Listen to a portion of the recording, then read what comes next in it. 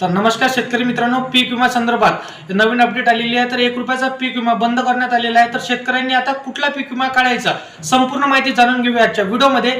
तुम्ही जर का चॅनलवर पहिल्यांदा आला असाल तर चॅनलला सबस्क्राइब करा आणि साइडला दिलेल्या बेल नोटिफिकेशनला नक्की प्रेस करून ठेवा। महत्त्वाची बातमी तुम्हाला भेटत राहणार मित्रांनो। तर बघा, पीक विमा हा 1 रुपयाचा सरकारने बंद करण्यात आला। सरकारने मोठा निर्णय घेतलेला।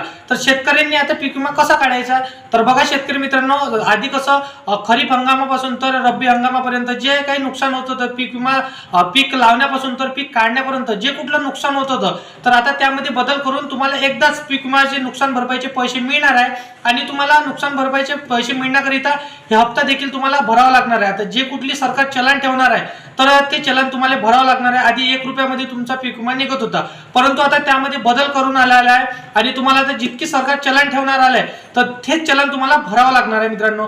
तर अशा प्रकारची माहिती होती।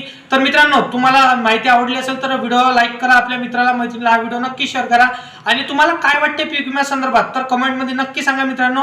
आणि असेच कामाचे व्हिडिओ जर का तुम्हाला डेली पाहायचे असेल तर या चॅनलला सबस्क्राइब करून ठेवा आणि साइडला दिलेल्या बेल नोटिफिकेशनला नक्की प्रेस करून ठेवा, जेणेकरून अशीच महत्त्वाची माहिती तुम्हाला भेटत राहणार।